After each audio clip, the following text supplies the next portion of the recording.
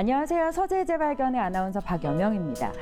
서재를 정리하다 보면 학창 시절 이 친구와 주고받았던 편지를 가끔 발견하실 때가 있으실 겁니다.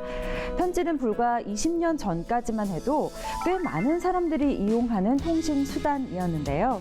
놀라운 인터넷의 발달로 편지는 이메일, 메신저, SNS 등과 같은 또 다른 이름을 갖게 됐습니다. 어쩌면 우리는 인터넷이 주는 속도를 얻은 대신 이 편지가 갖고 있는 감성을 잃은 것은 아닌지 그런 생각도 해봤는데요. 오늘 여러분과 함께 읽게 될 책도 편지의 형식을 갖고 있다고 합니다. 어떤 편지들일까요? 오늘의 메인 스피커이시죠? 황영택 목사님을 소개합니다.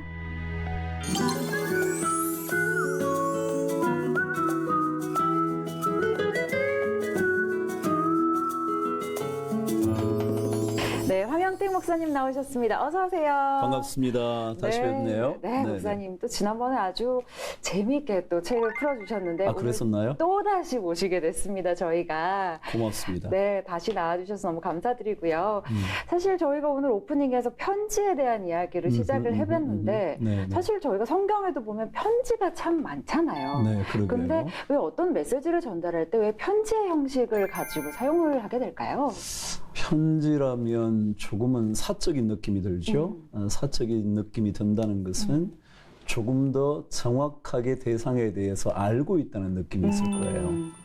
그럼 예를 들어 사도 바울의 편지라면 네. 사도 바울이 그 보내어진 그 현장의 내용들을 꽤나 익히 알고 있다는 거죠. 소문을 들어서 알다든지 혹은 다른 제자군들을 통해서 듣게 되었다든지. 네. 네, 그래서 혹은 자기가 직접 방문해 봐서 그 상태를 정확하게 기억하고 있다든지. 네, 그래서 아마 편지를 보내면 훨씬 더 직접적이기도 하고 혹은 또 직접적이기 때문에 전달력이 훨씬 더 강해질 수도 있을 것 같고요. 그래서 그런 면으로 보면 편지가 더 효과적이지 않았을까 그런 생각이 드네요. 편지의 형태를 가지고 있을 때 훨씬 더 메시지가 정확하게 전달되는 경우가 있기 때문에 그렇게 사용을 하기도 한다라고 목사님이 설명해 주셨는데 저희가 사실 편지에 대한 이야기를 하는 이유가 있죠. 오늘 책과도 관련이 있는데 그렇네요. 그렇죠. 먼저 오늘 책을 소개해 주시기에 앞서서 함께 읽으면 좋은 책들 가지고 오셨다고 들었어요. 최근에 나온 같이 영국 옥스퍼드 출신인 알리스트 맥그라스라는 분의 이 전기가 아마도 가장 탁월한 전기 중에 하나이지 않겠나 그런 생각이 들어요. 그러니까 이분은 이 저자는 그 자신도 이미 탁월한 복음주의 진영의 사상가이기도 하지만 워낙 탁월한 학자이다 보니까 루이스에 대한 전기를 작성하기 위해서 엄청난 연구와 자료조사를 했더라고요. 그래서 그의 처음 어린 시절부터 그가 마지막까지 얼마나 삶의 치열한 부분까지 잘 포착을 했는지 아주 탁월한 책이었어요. 그래서 아주 저도 즐겁게 읽었고 이것을 읽으면 그의 책을 계속 읽고 싶은 그런 어떤 열망이 생기더라고요. 그래서 어쩌면 직접 그의 C.S. 루이스라는 그분의 책을 읽어보는 것도 중요하지만 그 전에 이 책을 한번 읽어보시면 전체적인 그의 사상의 흐름과 그의 사상의 발전 과정들을 통해서 책이 쓰여진 것들 그것을 보면 훨씬 더 밀접하고도 밀도 있게 만날 수 있지 않을까 그런 생각이 들어서 오늘 C.S. 루이스의 전기인 알리스트 맥그라스의 책을 여러분에게 소개를 해드리고 싶어요. 사실은 오늘 소개해드릴 책과 함께 읽으면 좋은 책으로 저자의 전기를 소개해 주신 것이 사실 그 저자에 대해서 알면 훨씬 더 작품을 이해하기가 좋기 때문이다 이런 설명을 해주셨는데 C.S. 루이스라는 사람 자체를 저희가 아는 것도 굉장히 의미가 있잖아요. 사실 많은 분들이 알고 있는 저자이기도 하고 오늘 아마 C.S. 루이스에 대한 이야기도 좀 더 자세히 해주실 텐데 그 내용도 좀 기대해 보도록 하겠습니다. C.S. 루이스는 이제 1800년대 마지막 때 태어나신 분이거든요. 그러니까 1898년이니까 거의 1900년을 시작할 때, 그럼 20세기를 시작할 때, 그렇죠? 20세기를 시작할 때 그의 삶이 이제 시작이 됐죠. 근데 아마도 꽤나 어릴 때부터 좀 탁월함이 있었던 것 같아요. 왜냐하면 물론 정상적인 과정에서 옥스포드 대학을 들어가게 됐지만 뭐 나이가 한 18쯤 그러니까 보통 우리가 고등학교에서 마치고 대학 들어가는 나이쯤 됐을 거예요. 근데 거기에 옥스포드를 들어갔는데 거기에서 계속 탑을 유지하는 거예요. 계속 뭐 최고 우등생이 가요. 그러다가 1924년 그러니까 그의 나이가 겨우 26이죠. 1898년생이니까 말이죠. 26에 옥스포드에서 드디어 강의를 시작하는 거예요. 그때 철학 강의를 시작해요. 네. 그러고는 1925년에는 곧장 그때부터 영문학을 강의하는데 그 대학에서 29년 동안 강의를 하는 거예요. 네. 그러니까 최고의 학문의 전당에서 그가 영문학을 가르치기 시작을 해요. 조금 학교 내에서 그가 전통적인 방식에서 벗어나 있었기 때문에 학교 내에 교수들에게 조금 배척을 받는 듯한 느낌이 있어서 결국 거기에서 종신직인 교수직을 못하지만 29년 동안 그 영문학을 가르쳤다는 자체만으로도 그의 탁월함이 아주 돋보이죠.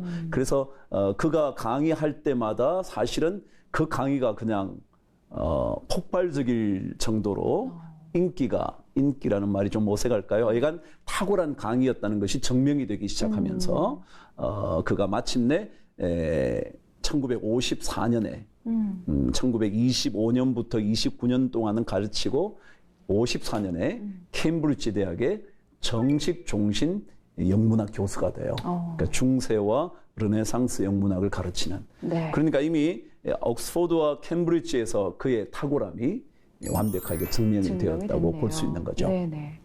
그런데 이분에게 이제 드디어 어떤 영적인 변화 혹은 회심이라는 중요한 주제가 등장을 하죠. 왜냐하면 또 그것이 우리가 실제적으로 우리 그리스도인들이 그분의 책을 읽는 이유이기도 하겠죠. 그래서 이분이 이제 1930년대부터 그의 마음속에 조금은 무신론에서부터 떨어져 나가기 시작을 해요. 그 얘기는 무신론을 가지고 무신론이라는 것은 특별히 이성이 모든 것을 해결할 수 있다고 보는 거거든요. 거죠. 네. 이성을 가지고 모든 사물 혹은 전 인생을 풀어나갈 수 있는 열쇠가 될 수 있다고 봤는데 그것이 되지 않는 거예요. 되지 않으니까 이것은 조금은 자신에게 이제 흔들림을 주기 시작을 한 거죠. 그래서 나중에 그의 책에 보면 우리 인간에게는 전부 다 욕망이 있다는 거예요. 그럼 욕망이 있으면 이 욕망이 어떤 대상을 만나서 다시 말하면 욕망이 어떤 대상을 가지고 있을 테니까 그 대상을 만나서 경험되어지면 채워지잖아요. 그럼 욕망이 해결되는 거죠. 그런데 자기 삶 속에 욕망은 있는데 해결되지 않는 부분이 있더라는 거예요.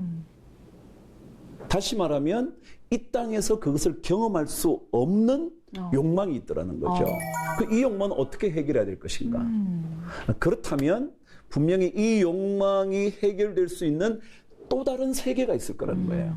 그렇지 않겠어요? 우리가 자연 세계에서 여러 경험을 통해서 욕망이 해결됐었는데 자연 세계에서 욕망이 해결 안 된다면 이 욕망은 분명히 어딘가에 대한 대상을 갖고 있는데 그것은 여기에 없다면 다른 세계에 있을 거다. 그러니까 그 세계가 어떤 세계일까? 라고 생각해 본다면 우리가 조금 더 지금 우리가 함께 영적인 삶을 살아가는 우리들에게 그렇지 이 땅의 세계가 아닌 또 다른 세계가 있다면 그 세계에 대한 어떤 대답을 우리는 획득해야 되지 않겠나. 그렇죠. 네. 그러면서 이제 서서히 이 무신론에서 빠져나오기 시작을 하죠.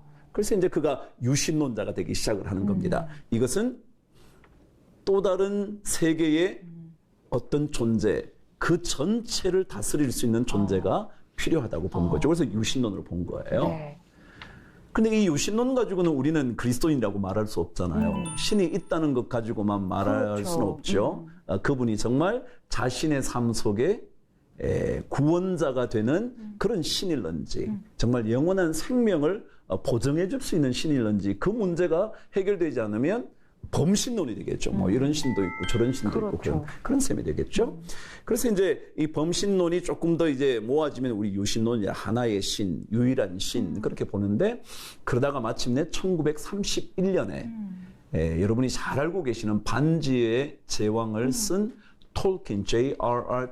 톨킨이라는 사람과 교제를 계속하고 있었어요. 그러니까 그러면서 그와 만나서 대화를 하다가 그날 마침내 드디어 그리스도를 만나게 돼요. 그래서 이제 그가 회심하는데 가장 큰 역할을 한 사람은 톨킨이라고 보는 거죠. 그래서 그 톨킨을 통해서 그가 내가 드디어 신을 믿기 시작했는데 신을 믿는 자리에서 난 드디어 그리스도를 믿는 자리로 들어오게 되었다. 그렇게 말을 해요. 무슨 일이 있었을까요? 대화 중에 아마도 그가 끊임없이 이렇게 고민하고 있었던 어떤 또 다른 세계에 대한 얘기를 계속해서 대화를 나누다가 어떤 특별한 그게 없었는데 그가 그렇게 말해요. 특별한 게 없었는데 갑자기 자기에게 깨달아지더라는 거예요. 이게 영적인 체험이겠죠. 그렇죠? 사실 영적인 체험은 이렇게 논리적으로 이성적으로 다 설명할 수 있는 것만은 아니지 않겠어요? 그래서 자기도 뭔가 분명하게 막 뭐가 설명이 되어서 그런 게 아닌데 그리스도가 자신의 구주이라는 사실을 알게 되었다는 거예요. 깨닫게 됐다는 거죠. 그래서 그 1931년을 C.S. 루이스의 어떤 회심의 가장 중요한 시기라고 보게 되죠. 그러면서 이제 그가 사실 이전부터 이렇게 쭉 책들을 써내려 오지만 오늘 우리가 보게 될 책이나 혹은 그의 가장 탁월한 기독교 변정서인 순전한 기독교라든가 그것이 이제 40년대, 50년대 그렇게 써지죠. 그리고 나니아 연대기도 50년대 다 써지는 거거든요. 그리고 그분은 63년도에 돌아가셨으니까 그 40년대에 특별히 이제 책들이 쫙 이렇게 몰려서 이제 나오기 제작들이 나온 거네요. 제작들이 등장하는 거예요. 그래서 물론 그 전에 이제 고통의 문제도 있고 그런 이슈들이 등장을 했지만 가장 대중적인 대중적인 명성을 획득하게 된 책이 오늘 우리가 보게 될 이 책이죠. 그 책을 통해서 그가 가지고 있었던 영적인 상상력이 얼마나 그리스도인의 삶 속에 깊이 이해를 할 수 있게 만드는지를 멋지게 보여준 그래서 아주 탁월한 저서로 평가를 받게 되죠. 그렇다면은 오늘 소개해 주실 책의 제목 이제는 밝혀주셔도 될 것 같은데요. 어떤 책인가요? 오늘 여러분들이 잘 알고 계실 스크루테이프의 편지라는 스크루테이프 편지.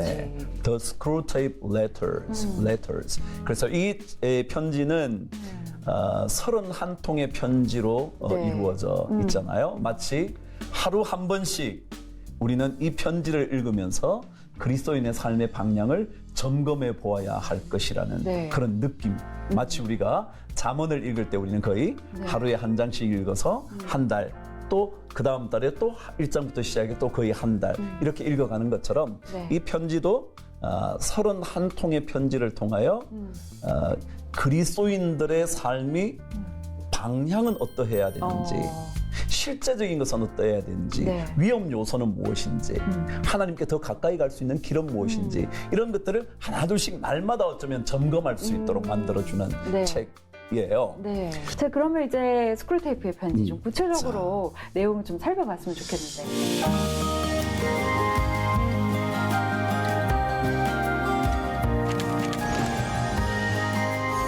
그래서 저는 이 책을 읽으면서 이제 제가 이제 서재 재발견이니까 이 책을 독자들에게 혹은 청자들에게 시청자들에게 읽게 하는 목적이 있어야 되지 않겠어요? 그렇죠. 그러니까 읽어야 된다면 사실 제가 구태여 설명할 필요도 없을 거예요. 그렇죠? 읽으시면 되는 거니까. 근데 이제 전체적인 어떤 내용을 한번 좀 이해를 하시면 훨씬 더 읽어가기가 수월할 거다 싶어서 제가 소개를 하는 거겠죠. 그죠? 그래서 이제 거기에 이제 등장하는 몇몇 표현들을 한 가지 생각을 하면 그 악마들이 유혹을 하려고 하는 그리스도인이든지 그리스도인이 아니든지 그리스도를 믿지 못하게 혹은 하나님을 만나지 못하게 하나님을 믿고 있다면 그 하나님으로부터 그를 떼어내려고 하는 그런 사람을 가리켜 환자라고 말을 해요. 환자. 네. 사탄의 최고의 적이 누구냐면 하나님이겠죠. 그리스도겠죠. 그래서 그 적을 이름하여 그는 원수라고 불러요. 원수죠. 그죠? 사실 사탄은 하나님의 원수겠죠. 그렇죠. 대적이겠죠. 그런 것처럼 반대로 악마들은 하나님을 향하여 원수, 그리스도를 향하여 원수라고 지칭해요. 그래서 이제 이 책을 읽으면 원수와 환자의 얘기가 계속 등장하죠. 네. 원수는 이런 마음을 갖고 있고 환자는 지금 어떻게 해야 되고 그런 얘기를 계속 등장하죠. 그래서 이제 그 정도 알면 이제 읽어가기에 그리 어렵지 않은 네. 이야기가 시작이 될 거예요. 네. 자, 그래서 우리는 이 책은 이런 마음으로 한번 읽으면 좋을 것 같아요. 우리 그리스도인들이 그리스도인답게 산다는 것. 참 쉬운 일이 아니잖아요. 그렇죠. 그 그리스도인답게 사는 것에도 나름 원칙이 있을 거 아니겠어요. 그러니까 그 원칙을 말하자면 스크루테이프가 쓴 편지 한 장 한 장씩을 통하여 원칙을 찾아보는 거예요. 그러면 또 다르게 바꾸어서 사탄의 전략을 보면서 그리스도인의 삶의 전략을 세워야 되겠다. 그런 생각을 가지시면 하루에 한 장씩을 읽으면 한 편지를 읽으면서 사탄의 전략과 그렇다면 거기에 대응할 수 있는 우리의 전략이 뭔지 그것들을 조금 더 고민할 수 있지 않겠나 싶어요. 네. 그러면 조금 더 이렇게 본인이 좀 더 이렇게 묵상하고 사색할 수 있는 그런 시간들이 필요할 거라는 생각이 들어요. 쭉 읽어가기보다 네. 오히려 편지 하나를 읽으면서 오늘 나를 향한 사탄의 전략이 이렇다면 나는 거기에 대적할 수 있는 어떤 전략은 어떻게 세워야 할 것인가 나름대로 묵상해서 묵상거리를 적을 수 있지 않겠나 네. 그런 생각이 들어요. 그래서 이 편지는 쉽기도 하면서 때때로 굉장히 우리 그리스도인들이 읽기에 고통스럽기도 하면서 네. 왜냐하면 사탄의 전략에 우리가 얼마나 깊이 빠져 있는지 그것을 눈치채지도 못한 채 살아오고 있었던 그런 것들에 대한 깨달음도 있다 보니까 이것이 진짜 웜우드에게 말하는 이야기가 아니라 꼭 나한테 하고 있는 얘기 같은 느낌도 들거든요. 그래서 조금 힘들기도 해요. 그렇지만 조금 더 묵상하면 좋지 않겠나 이제 그런 생각을 합니다. 네. 어떻게 보면 목사님 이렇게 좀 추천해 주신 대로 하루에 한 장씩 묵상하면서 읽으면 네네. 총 31통이니까 한 달 정도면 이 책을 충분히 읽을 수가 있겠죠. 넉넉하게 읽을 수 있죠. 뭐 하루만 해도 다 읽을 수 있을 만큼 네. 분량이 많지는 않죠. 네. 조금 이렇게 한 200페이지쯤 될까요? 네네. 그쯤 될 거예요. 네. 그러니까 제가 눈이 나빠서 네, 200페이지 정도 됩니다. 200페이지 정도. 네. 그래서 200페이지 정도 되니까 뭐 읽기 크게 어렵지 않고요. 다만 사탄의 전략은 의외로 세밀해요. 세밀하다면 대략 읽을 수는 없을 거예요. 그것이 얼마나 세밀하게 하나둘씩 우리의 어떤 부분을 터치하고 있는지를 읽으시면 우리가 조금 더 경계심을 북돋아 놓아야 되지 않겠나 네, 그런 네. 생각이 들어요. 네. 자, 이제 우리 이 책을 읽으면서 몇 가지 먼저 이렇게 정돈해 두실 필요가 있겠다 그런 네. 생각이 들어요. 정돈한다는 것은 먼저 이 전체 책을 읽을 때 우리가 먼저 인식하고 있어야 되는 몇 가지 그거예요. 그러니까 첫 번째는 사탄은 결코 진실을 말하지 않는다는 거예요. 그러니까 말하자면 거짓을 말한다는 거죠. 그렇게 보면 사탄이라는 이 헬라는 디아블로스라는 단어는 원래 거짓으로 고소하는 사람이에요. 거짓으로 비난하는 사람이에요. 진짜를 가지고 비난하지 않고요. 거짓을 가지고 자꾸 비난을 하는 거예요. 예를 들어 그리스도인이 하나님의 사람으로 인침을 받고 나면 인침 받았다는 뜻 충분히 이해하겠죠. 그죠? 네. 그리스도인이 되고 나면 그의 범죄함으로 인하여 하나님의 자녀 자격을 상실할 수 없잖아요. 왜요? 이미 우리는 그리스도의 보혈의 은혜로 우리는 단번에 영원한 제사를 드린 그분으로 인하여 그 그리스도를 주로 고백한 그 순간부터 그는 결코 떠날 수 없는 하나님의 백성이 되잖아요. 네. 근데 사탄은 거짓으로 계속 말하는 거예요. 너 그렇게 살면서 하나님의 자녀라고 말한다는 게 부끄럽지 않냐. 그리고 그렇게 말할 수 없지 않겠냐라고 거짓을 계속 말하잖아요.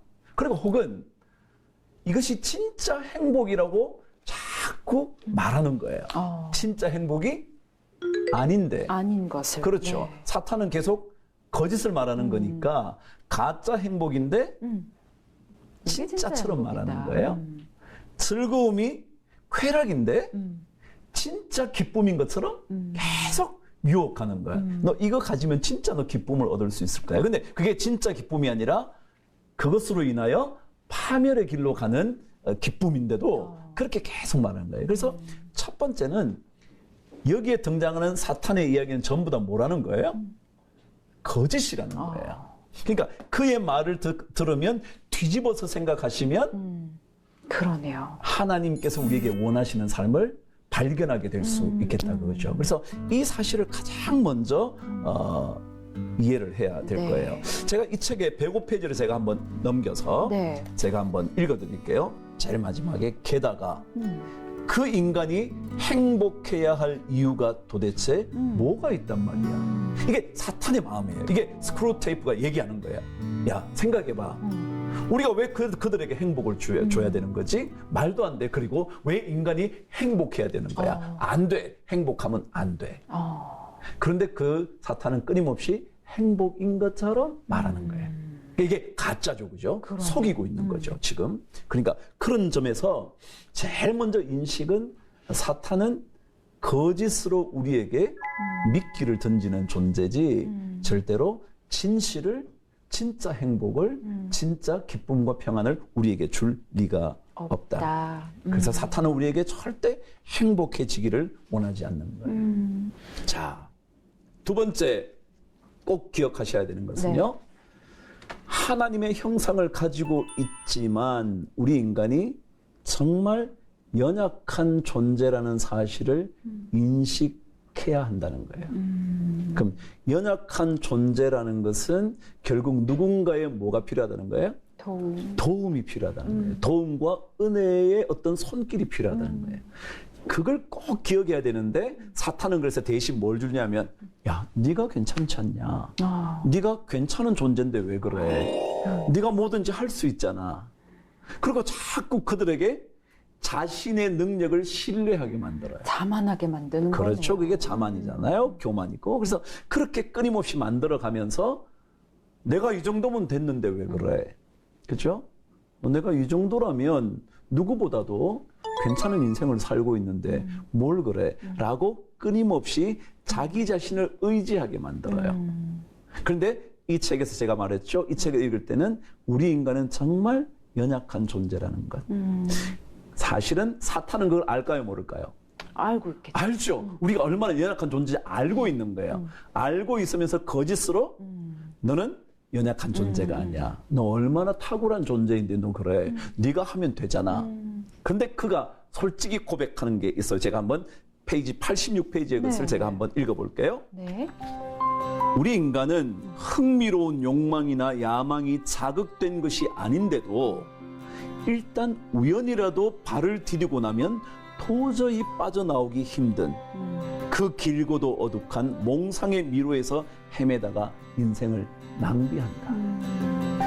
이게 사탄이 말하는 거예요. 월모대에게. 야, 인간은 어떤 존재냐면 그 아무것도 아닌데 그리고 뭐 그 사람에게 막 욕망을 붙인 것도 아닌데 그냥 어쩌다가 발을 한번 내디딘 그 곳에서 빠져나오지를 못한 채 인생을 다 낭비해버리는 게 인간이야. 그러니까 어쩌다가라도 욕망이 들어가게 한다든지 아니면 아예 욕망으로 유혹을 한다든지 하면 얘는 못 빠져나와 라고 생각하고 있는 거예요.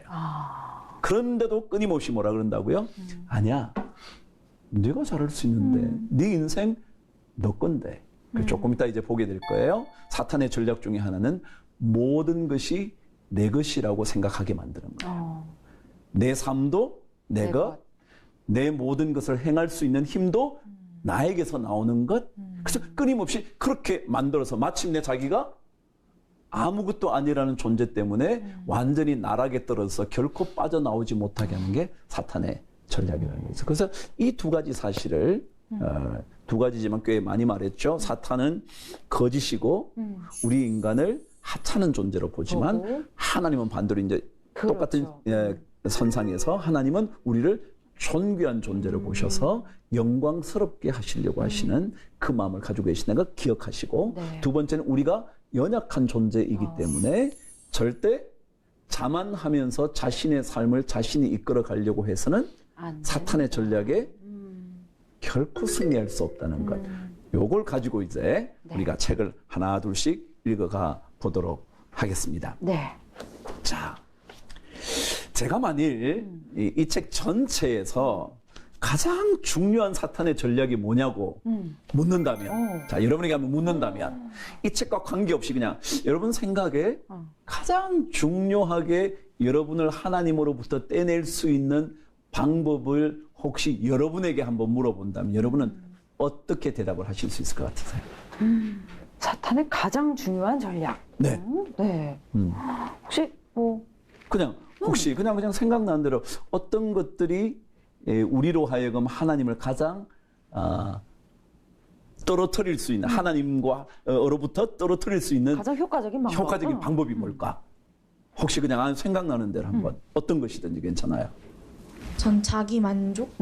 자기 만족. 자기 만족. 좋아요. 조금 더 설명을 한번 더해 주신다면 약간 내가 힘들 때나 뭔가 누군가를 찾아야 될 때, 의지할 대상이 필요할 때는 하나님을 찾게 되는데 아하. 그렇지 않고 내가 너무 여유롭고 어허, 좀 그렇게 살아갈 때면 좀 하나님을 만날 필요가 없으니까. 네, 약간 그런 걸 찾지 않게 되는? 오케이. 그러면 자기 충족의 삶. 그렇게도 조금 표현할 수 있겠어요. 그죠? 나 이 정도 있으면 됐지 뭐 하나님 없어도 나 살 수 있는데 자기 만족 혹은 자기 충족의 삶도 사탄의 전략 중에 하나일 수 있겠어요. 그죠? 그래서 너 그 정도 사는데 뭘 필요해. 그냥 그렇게 살아도 괜찮은데. 아주 좋은 전략 같아요. 그죠? 그것도 나와요. 그 방금 말씀하신 대로 사탄은 그 전략을 쓰죠. 네. 왜냐하면 방금 말씀하신 대로 만족함을 느낀다면 하나님의 필요성을 절실하게 느끼지 못하는 거예요. 그러니까 충분히 그 마음을 주는 거죠. 그렇게 할 수만 있다면 말이죠. 그런데 이제 조금 더 나중에 깊이 들어가 보면 우리 인간은 만족한 것 같은데 또 어떤 때는 만족하지 못하잖아요. 그러니까 그게 사탄의 고민인 거예요. 왜 제가 만족하다가 갑자기 왜 저러지? 왜 갑자기 이거 가지고는 만족이 안 되는데 왜 이걸로는 채워지지 않는 거지? 왜 채워지지 않는 끊임없는 어떤 공간이 생기는 거지? 라고 생각을 자꾸 하는 거예요. 그래서 사탄은 깊이 사색을 못하게 만들어요. 사색을 못하게 만들어서 그런 생각이 빠져들면 안 되는 거예요. 그래서 사탄은 심지어 뭐라 그러냐면 과학적인 사고를 너무 깊이 하는 것을 못하게 하는 거예요. 회피하게 하는 거예요. 왜냐하면 과학이라는 것, 예를 들어 자연을, 우주를 연구하다 보면 깊이 들어가면 도저히 인간이 이해할 수 없는 어떤 넘어있는 세계가 있다는 생각을 자꾸 한계에 하게 돼요. 부딪히니까. 맞아요. 한계에 부딪히니까. 그래서 깊이 못 들어가야 돼요. 그냥 겉으로 보기, 야, 우리 인간의 기술과 과학의 발달이 얼마나 놀라운지 한번 봐. 그 정도로 보게 만드는 거예요. 더 깊이 묵상하면 반드시 그것으로부터 떨어져 나와서 또 다른 어떤 초월적인 존재에 대한 어떤 동경이 생길 수 있기 때문에 그렇죠. 그래서 사탄은 깊은 사색의 시간을 허락하지 않게 해요. 그냥 별 아무런 생각 없이 그냥 살아가게끔 원하는 거네요. 네, 그렇죠. 네. 그래서 이제 나중에 사탄의 얘기 중에 하나는 그들에게 경박함을 준다는 거예요. 경박함. 경박함이라는 가볍고 얇다 그런 뜻이 경박함이잖아요. 가볍고 얇게 살게 만드는 거예요. 왜냐하면 깊이 들어갈수록 인간의 죄의 문제, 인간의 연약함의 문제, 그리고 정말 채울 수 없는 어떤 욕망의 문제, 해결할 수 없는 죄의 문제, 이런 것들이 자꾸 등장을 하니까 그렇게 되면 진짜 여기에 아닌 어떤 다른 존재를 갈망하게 돼요. 왜냐하면 내가 해결을 못하니까 누군가 해결해 줘야 될 거라는 어떤 욕구가 생기는 거잖아요. 그런 것처럼 아주 중요한 얘기네요. 혹시 또 다른 생각이 혹시 있으시면 한번. 네, 저는 사탄은 저희에게 이제 보이지 않는 것, 그것을 갈망하지 못하게 해서 보이는 것들만을 사랑하게 만드는 것 같아요. 네, 그래서 말이네요. 네, 사랑을 굉장히 그 하나님에 대한 사랑을 식어지게 만드는 그런 전략을 많이 취하고 있다고 생각이 듭니다. 아, 어유, C.S. 루이스예요. 여기 계셨네요. You are another C.S. 루이스예요. 그래요. 그래서 이제 저도 가장 이 책을 이제 읽으면서 중요한 사탄의 전략이 뭘까? 그것은 그의 표현에 의하면 감각적인 경험에 묶여 있게 만드는 거예요. 감각적인 경험. 감각적인 것은 이렇게 만져보고, 그렇죠. 느껴보고, 볼 수 있고, 이렇게 취할 수 있는 거기까지만 삶을 묶어두려고 하는 것이 가장 사탄의 큰 전략 같더라고요. 그러니까 방금 말씀하신 대로 보이는 것, 그죠? 보이지 않는 것, 이것의 명확한 구분을 못 짓게 만드는 거예요. 그냥 보이는 것이 전부이게 만드는 거예요. 왜요? 보이는 것과 보이지 않는 것을 구분하게 되면 보이는 것이 있어도 보이지 않는 것이 있다고 생각하게 될 거 아니에요. 그러니까 이게 없다고 만드는 거예요. 없다고 만들어서 야, 보이는 게 전부다야. 네가 보는 게 전체일 거야. 이것이 만족돼야 너의 삶이 잘 되는 거지. 이것 외에 다른 어떤 것이 있다 그래서 그것이 행복을 가져주는 게 아니야. 그래서 감각적인 경험에 그들을 머물러 있게 하는 것이 저는 가장 큰 사탄의 전략이다. 그렇게 생각해요. 그래서 그가 이런 얘기를 합니다. 너는이라는 것은 월모드 조카에게 너는 무슨 일이 있어도 그의 시선, 환자의 시선을 감각적인 경험의 흐름에 붙들어 둬야만 해. 절대 다른 곳으로 가게 하면 안 돼. 감각적인 것. 그래서 그러려니까 어떻게 사탄은 이제 도전하느냐 하면 영적인 삶을 사는 그 일에 대하여 제가 조금 얘기했죠. 경박함을 추구하게 하는 거예요. 그러면 영적인 삶의 경박한 영적인 삶을 꿈꾸게 하는 거예요. 그럼 그게 뭐냐면 예를 들어 기도를 해도 그래 나는 기도하면서 살아. 그죠? 말씀도 그래 나는 그래 하루에 한 장씩 말씀을 읽고 살아. 난 한 번도 교회 빠지지 않고 잘 다녀. 끊임없이 깊은 영적인 체험을 못하고 영적인 감각에만 머물러 있도록 만드는 거예요. 그래서 내가 신앙인이니까 밥 먹을 때 기도하는 거예요. 그냥 기도하는데 그냥 기도하는 거예요. 그렇지, 너 잘했네. 근데 더 이상은 못하게 하는 거예요. 막아서는 거죠. 막아서는 거죠. 깊은 기도를 드리지 못하게. 그렇게 하는 거예요. 그러니까 이건 사탄의 가지고 있는 전략 중에 가장 중요한 거니까 모든 것을 경박한 수준에까지만 머물러 있게 하는 거예요. 제가 그랬잖아요. 뭐 과학적인 연구도 낮은 단계 정도만 해야지 깊이 들어가면 자기들이 경험해 보니까 많은 과학자들이 무신론자였다가 깊은 연구를 하다가 하나님을 만난다는 거예요. 우주를 살펴보다가 마침내 하나님을 고백하게 된다는 거예요. 그래서 이 책의 마지막 31번째 편지에 그렇게 얘기해요.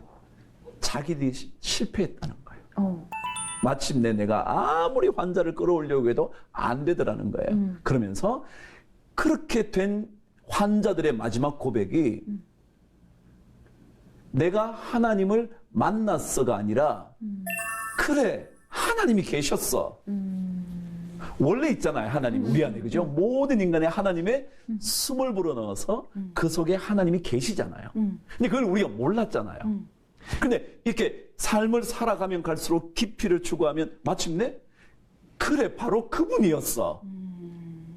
절대 이렇게 말하지 않는다. 아 하나님이 계셨네. 하나님 발견했어가 아니라 내 안에 이미 하나님이 원래 계셔서 나는 이제 그분을 찾았네 라고 말한다는 거예요. 그러니까 사탄은 우리로 하여금 그 경박한 수준에 머물러 있도록 만들는 일. 그래서 기도도 진지하게 드리지 못하게 신앙의 삶도 진지한 신앙을 꿈꾸지 못하게 계속 그렇게 만들어 가는 거예요.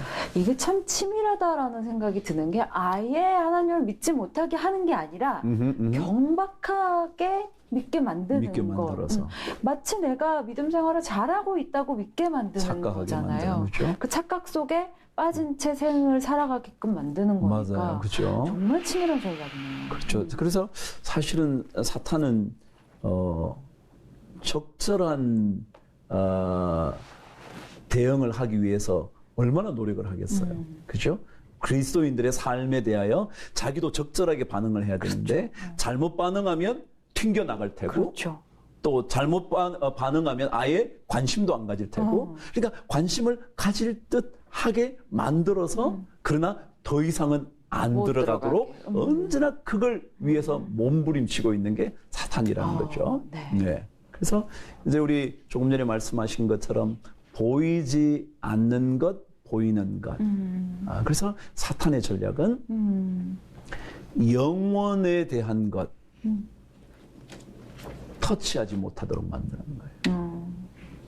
그리고는 뭐에 터치를 하느냐면 영원이 아니라 가까운 미래의 어떤 것들, 지금 잡지도 못하는 그냥 계속 그것만 마음에 갖도록 만드는. 그래서 그것으로 인하여 오히려 두려움이 많아지는. 진짜 영혼을 생각하면 이 삶은 아무것도 아닐 수 있잖아요. 그래서 뭐 이제 이 스크루테이프의 그 C.S. 루이스에게서 한 가지 조금 의문되는 게 있다는 거예요. 그게 뭐냐면 C.S. 루이스는 전쟁의 참혹함을 겪었고 직접 그가 옥스포드에 입학하자마자 그 다음에 군대에 자원해서 가요. 가서 실제적으로 전투를 벌이거든요. 1차 대전을. 그리고 부상을 당해서 1년 만에 제대를 하는데 1917년에 군대를 가서 1918년에 제대를 하는데 그의 이야기 속에는 군대에 있었던 어떤 참혹함에 대한 얘기를 안 하는 거예요. 혹은 거기에 트라우마가 있을 것 같은데 안 하는 거예요. 근데 그가 왜 안 하는가 그랬더니 그는 자기의 마음 속에 혹은 정신 세계 속에 영혼 세계 속에 자기의 정신 세계를 방해할 것들이 있다면 들어오지 못하게 아예 경계막을 친다는 거예요. 그래서 자기의 정신 세계가 온전히 자리 잡고 있을 수 있도록 만든다는 거예요. 그게 C.S. 루이스였어요. 그러니까 다른 것이 넘어오지 못하도록 경계하고 있는 거예요. 그러니까 이 작업을 C.S. 루이스가 잘 하고 있었던 거죠. 그럼 말하자면 자, 그러면 영혼이라는 것을 우리가 갖고 있다면 영혼은 저 영원한 것이기 때문에 지금 여기에서 일어난 일이 나의 삶을 뒤흔들어 놓을 수가 없어요. 근데 사탄은 영혼을 갖지 못하게 하고 대신 지금 있는 것에 대해서 마음이 뒤흔들리도록 만드는 거예요. 그런데 C.S. 루이스는 그 영혼을 가지고 있기 때문에 경계막을 쳐서 이 삶이 흔들림 없는 견고한 삶으로 갈 수 있도록 만들어 가는 거죠. 그래서 사탄의 전략과 하나님의 전략은 계속해서 그 점에서 부딪히게 만드는 거죠. 그래서 어떤 감각적인 경험 속에서 계속해서 그렇게 지나갈 수 있도록 만드는 거죠. 네. 자, 좋습니다. 여러분 읽어보시면 굉장히 우리랑 밀접한 삶에서 밀접한 사건들을 만나는 듯한 거예요. 우리의 삶이 절대 행동으로 옮겨지지 않도록 만드는 전략을 사용해요. 생각하게만 만드는 거예요. 그래, 난 기도해야 돼. 찔리는데요. 그렇죠? 네. 맞아, 나는 성경을 읽어야 되는데 라고 끊임없이 생각은 하게 만드는 거예요. 그러나 절대로 행동으로 옮기지 못하도록 막 막는 거예요. 야, 그래, 너 그런 마음 얼마나 좋아. 그런데 오늘 친구 때문에 너 못 만나서 그런 거지. 넌 진짜 그랬잖아. 내일에. 그래, 맞아요. 그래서 끊임없이 실제적인 행동을 진행하지 못하도록 이 그리스도인 환자들을 붙들어 두는 작업을 계속해 가는 거예요. 그래서 회개에 대해서도 생각만 하게 하는 거예요. 아, 내가 잘못했는데? 그러면 회개는 안 하는 거예요. 그러니까 흔히 얘기하면 죄책감을 느끼게는 하는 거예요. 죄책감은 느끼게는 하되 회개는 못하게 만들어요. 그럴 수 있잖아요. 우리 그냥 내가 잘못했지. 그래요. 잘못했으면 빨리 우리는 뭘 해야 되냐면 하나님, 제가 이 점에서 실패했습니다. 하나님, 다음에는 이 점에서 실패하지 않도록 성령의 은혜를 구합니다. 그렇게 해야 되잖아요. 근데 우리는 그렇게 안 한단 말이죠. 그게 사탄의 전략이라는 거예요. 그것도 그냥 실제적인 행동, 우리 어떤 뭐 몸을 움직이는 이런 행동의 문제만이 아니라 정말 영적인 삶에서도 실제적으로 못하게 만드는 거예요. 마치 영적인 갈망은 있는 것처럼 계속 생각하게 만들어요. 나도 영적인 갈망이 있는 사람이야. 그럼 나도 그렇게 생각해 왔어. 그렇지만 하려고 그러면 이렇게 회유를 하는 거죠. 그래서 지연시키는 것이 사탄의 전략이라는 거예요. 방금 얘기했죠? 내일 해 라고 말했잖아요. 근데 이게 지연이라는 거예요. 근데 이 사탄이 뭐라는 거에서 이 지연이라는 것은 행동을 자꾸 지연시키다 보면 마침내 본인은 어떤 생각을 하느냐 하면 자신이 지연당함으로 인하여 자기 스스로도 지연하게 했기 때문에 지연한 것 때문에 자신의 삶을 점점 더 가장하기 시작한다는 거예요. 포장한다는 거예요. 나는 하려고 했어. 그렇지만 못한 거지라고 포장을 자꾸 하게 됩니다. 합리화를 하게 되는 합리화를 하게 되겠죠. 그러면 합리화를 하면서 포장을 하고 가장을 하게 되기 시작하면 나중에는 아예 행동할 생각조차 안 하는 거예요. 네. 그러다가 그 마지막은 뭐냐면 아예 생각조차 안 하는 거예요. 처음에는 뭐예요? 내가 성경을 읽었어야 됐는데, 내가 기도했어야 됐는데, 내가 회개했어야 됐는데 라고 생각을 한단 말이에요. 근데 이게 행동이 자꾸 뭐라고요? 지연이 되기 시작하면 이게 자기 삶이 되어가는 거예요. 지연된 것을 자기 삶으로 생각해서 나중에는 마침내 행동은 아예 포기, 그 다음에 아예 생각조차 포기. 이게 사탄의 전략이라는 거예요. 무서운 거죠, 그죠? 그래서 느끼게만 하고 행동하지 못하게 만드는 게 사탄의 또 다른 전략이라는 거죠. 느끼게만 하고 네, 행동하지 못하게 하는 거. 근데 제가 이제 읽으면 재밌는 얘기 이제 잠깐 쉬어가다가 한번 하면요. 그게 보면 재밌는 얘기를 하나 해요. 네. C.S. 루이스가 교회 다니시죠? 그런데 작은 교회가 좋다고 자꾸 사탄이 유혹한다는 거예요. 저는 절대 큰 교회 좋다는 얘기 아니에요. 여기에 핵심이 있단 말이에요. 그걸 한번 들어볼게요. 작은 교회가 자꾸 좋다는 거예요. 왜 그렇게 얘기할까요? 이유는 작은 교회는 한 파당만 생기면, 한 그룹만 생기면 그 전체를 무너뜨릴 수 있기 때문에. 그게 사탄의 전략 중에 하나라는 거예요. 그래서 교회를 다니다가 자꾸 내가 이 교회에 안정을 취할 수 없게 만드는 거예요. 뭐 이러지 자꾸 이렇게 마음을 뒤흔들리게 만들어서 작은 교회로 옮기게 만들어요. 작다는 의미로 제가 여러분 절대 오해하지 마세요. 이 방송을 보시는 분들도 우리 교회 작은데 그런 게 아니고요.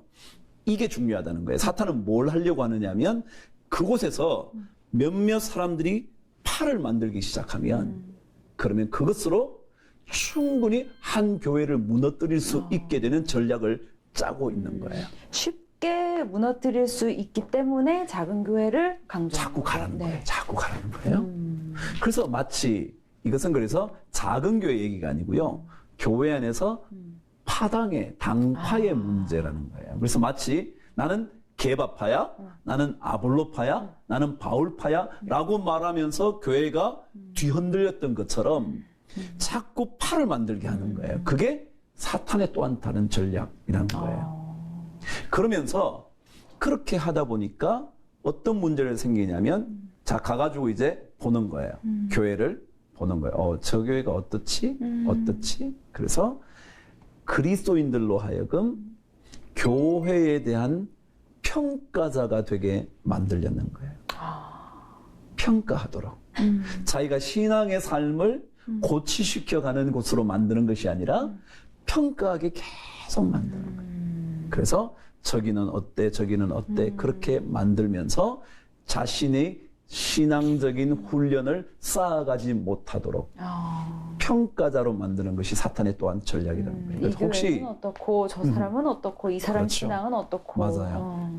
우리가 그러기 쉽잖아요. 왜 이렇게 볼 때 뭐 목사님의 설교는 어떻고 뭐 저 교회는 어떻고 자꾸 이렇게 성가대가 어떻고. 그래서 자신의 신앙의 영적인 어떤 공동체 안에 내가 일원으로 보는 것이 아니라 끊임없이 평가하고 비판하고 그렇게 함으로써 감정사가 되게 한다는 거예요. 예. 그래 심지어 우리 마치 병아리 감별사라고 말했던 것처럼 교회에 대하여 감별사로 만드는 것이 사탄의 전략이라는 거예요. 그래서 그렇게 되면 그들은 교회로부터 멀어지고 교회라는 공동체가 가지고 있는 영적 훈련의 멋진 공간을 떠나오게 만드는 거예요.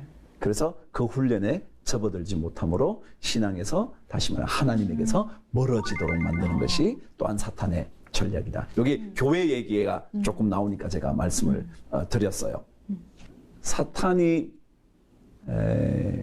궁극적으로 목표를 세우는 것은 하나님의 사람이나 누구에게든지 하나님이 보여주시는 궤도로부터 벗어나게 하는 거 아니겠어요? 그죠? 그게 최고의 목적 아니겠어요? 네. 하여간 하나님의 궤도가 있는데 그 궤도를 벗어나게 만들려는 거예요.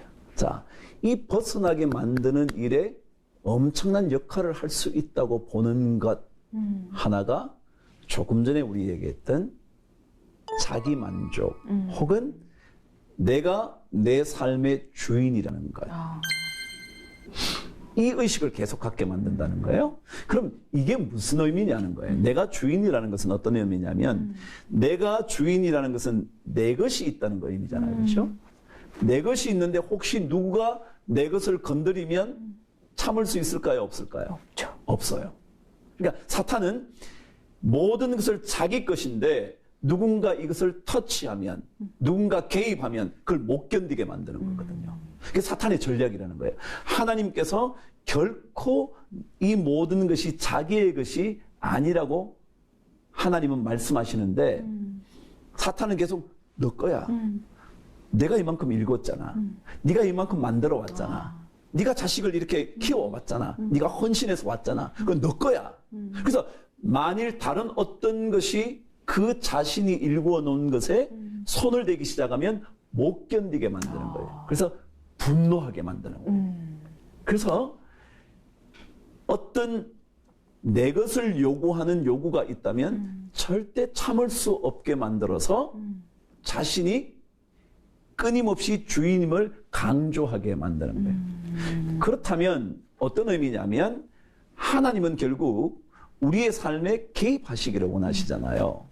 개입하셔서 내 길에 하나님의 뜻이 이루어질 수 있기를 계속 요구하시지 않겠냔 말이죠. 근데 요구하시는데 내 것이라고 딱 구획을 지어놓으면 하나님이 들어오는 것을 맞게 되죠. 허락하기가 쉽지 않잖아요. 못 들어와. 하나님 왜 들어오시려고 그러는 거죠? 제가 이렇게 지금 잘 되고 있는데 왜 그렇게 하시려고 그러는 거죠? 라고 생각을 하는 거예요. 그러면서 자기 것이니까 자기 마음대로 처분할 수 있다고 만드는 거예요. 그런데 사탄이 스크루테이프가 생각하는 건 뭐냐면 인간이 자기 마음대로 할 수 있다고 생각할 때 등장되는 문제가 뭐냐면 인간은 파괴적이라는 거예요. 자기 것이라고 말했기 때문에 자기 마음대로 할 수 있다는 거죠. 예를 들자면 인형이 있단 말이에요. 네. 이게 내 거예요. 내 거니까 누가 못 건드리게 하죠. 그죠? 다른 애들이 막 자기 거 가지면 절대 안 되죠. 근데 또 마찬가지로 자기 거기 때문에 이 인형을 마음대로 자기가 처분을 하는데 어떻게 하냐면 기분 나쁘면 인형을 던지고 던져요. 그렇죠? 기분 나쁘면 뭐 곰인형을 그냥 뜯어버려요. 귀를 확 뜯어버려요. 이런 얘기를 적으면서 인간이 자기 것이라고 생각하면서 자기가 주인이라고 생각할 때 따라오는 어떤 형태가 뭐냐면 파괴적인 성향이 된다는 거예요. 그러면 결국 자기 삶이 자기의 것이라고 생각했을 때 자기 것이기 때문에 마음대로 할 수 있게 됐고 누군가 개입하는 것을 용납할 수 없었고 동시에 그것을 내 마음대로 처분해서 파괴시켜버리는.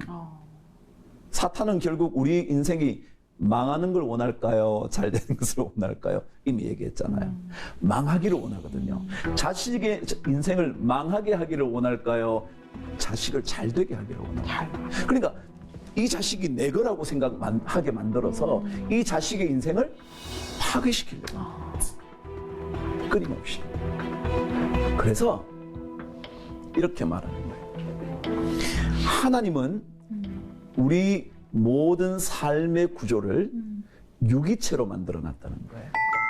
유기체라는 것은 내가 좋은 것이 당신에게도 좋고 당신이 좋은 것이 나에게도 좋고 그래서 우리가 함께 유기체적인 관계를 형성할 때 가장 아름다운 게 되잖아요. 우리 몸도 마찬가지예요. 누가 우리 사도 바울의 말대로 너는 손이 아니니 너 필요 없어 이렇게 말할 수 없다는 말이죠. 발이 내가 너 다 끌고 다녀. 너 내 아니면 나 아니면 넌 걸어 다닐 수도 없어. 그러니 손 너는 필요 없어라고 말할 수 없잖아요. 근데 사탄은 이렇게 말한다요. 너는 너, 나는 나. 너 거지 내 거야. 그렇게 만든다는 거예요. 그 사탄은 끊임없이. 그래서 모든 사물이 개별적인 거라고 생각하는 거예요. 성경은 전부 다 유기체라고 말해요. 교회도 유기체 공동체예요. 공동체가 유기체를 형성하는 거예요. 예를 들어 이분, 저분, 장로님, 집사님, 뭐 목회자 누구나 이 유기체를 형성해서 교회 공동체를 만들어 가는데 사탄은 너는 너, 나는 나, 내 것, 너 것. 끊임없이 구분 지어 놓는다는 거예요. 그래서 그렇게 함으로써 그로 하여금 자신의 것을 마음대로 처분할 수 있는 힘을 가진 존재로 이해하게 만들고 그런데 그 인간의 본성은 결국 그것이 뭐라고요? 파괴시키는 것이다. 그래서 이 점을 사탄은 또 많이 우리에게 요구하고 있는 거죠. 그래서 그 점을 우리는 그래서 내가 좋다면 저분에게도 좋아야 되는 거야. 그래서 함께 고려하는 거예요. 나에게 좋은 것만이 좋은 게 아니라 나에게 좋지만 또 저분에게도 좋아야 하는 그것을 함께 고민을 하는 거예요. 그게 배려잖아요. 그게 함께 살아가는 공생이잖아요. 그런데 내 것만 좋고 너 거 너 해, 나 거 내 할 거야. 그러면 내가 좋은 것만 획득하면 되는 거예요. 그렇죠? 남이 나쁜 것을 어떻게 하든지 뭐 못 가지게 됐든지 자기가 알아서 하는 거지. 그게 사탄의 계속 전략이라는 거예요. 그래서 그것이 바로 우리로 하여금 사탄의 어떤 전략으로부터 빠져나와야 한다는 것을 루이스가 말해주고 싶었던 거죠. 네. 자, 이 정도면 뭐 웬만한 이제 내용들을 조금 살펴봤어요. 그래서 우리가 이제 마지막 정돈을 하자면 스크루테이프의 편지를 통해서 하나님의 계획과 사탄의 전략을 우리는 구분해낼 수 있는 힘들이 많이 생길 거예요. 네. 그리고 사탄은 끊임없이 그리스도 혹은 믿음이라는 것 대신에 다른 것들을 섞어 놓기를 원해요. 예를 들면 기독교와 심리학. 자꾸 심리학을 연구하게 만드는. 기독교와 심리학이라 그래 놓고 기독교는 제쳐두고 심리학을 가지고 막 생각하게 만들어요. 그게 뭐예요? 하나님으로부터 결국 멀어지게 만드는 거예요. 그게 전략이에요. 그래서 직접 보도록 만드는 거예요. 하나님을 직접 보도록. 그래서 이 스크루테이프 편지는 굉장히 직접적으로 하나님을 생각할 수 있을 수밖에 없어요. 왜냐하면 사탄의 전략과 하나님의 전략은 계속 배치되는 거니까 사탄의 얘기를 들으면 이게 우리 같은 경우는 당장 하나님의 얘기라는 것이 그냥 그 자리에서 발견되는 거거든요. 그래서 굉장히 그런 점에서는 유익한 것 아닐까 그렇게 생각이 들어요. 참 많은 것들이 편리해졌기 때문에 우리가 쉽게 많은 것들을 얻을 수 있고 또 원하는 것을 쉽게 갖출 수 있기 때문에 그만큼 우리를 혼란스럽게 만드는 그런 세상 속을 좀 살아가고 있지 않나라는 생각이 듭니다. 그런 시대 속에서 우리가 정말 분별하며 살아가고 깊이 있게 하나님을 알아가는 데 도움이 될 책이 바로 오늘 이 책이 아닌가 하는 생각이 들었는데요. 스크루테이프 편지 여러분의 소재에서 재발견되기를 바라면서 오늘 수고해주신 황영태 목사님께 뜨거운 박수 한번 드릴까요? 고맙습니다. 감사합니다. 꼭 여러분의 서재에서 재발견되기를 바랍니다. 네, 고맙습니다. 네, 어느 날 무디 목사님께 한 사람이 찾아와 이런 질문을 했다고 합니다. 어떻게 해야 하나님을 알 수 있습니까? 무디 목사님은 다음과 같은 대답을 했습니다. 우리가 어떤 사람에 대해 잘 알고자 한다면 그 사람을 잘 알고 있는 친구에게 찾아가 자세히 물어보면 될 것입니다. 마찬가지로 하나님에 대해 알고 싶다면 하나님을 아주 잘 알고 있는 사람들을 만나야 합니다. 그들이 누구겠습니까? 그들은 바로 그리스도인들입니다. 그리스도인들의 삶을 통해 그들을 살피면 하나님을 알 수 있습니다. 굉장히 유명한 일화죠. 오늘은 C.S. 루이스의 스크루테이프의 편지를 읽으면서 사단을 이기는 유일한 방법은 우리의 삶이 예수 그리스도의 편지가 되어야 한다는 사실, 그것을 생각하게 됐습니다. 그렇게 될 때 하나님의 나라가 풍성해질 것이라고 믿으며 오늘 서재의 재발견 여기서 마무리하도록 하겠습니다. 함께해 주신 여러분 고맙습니다.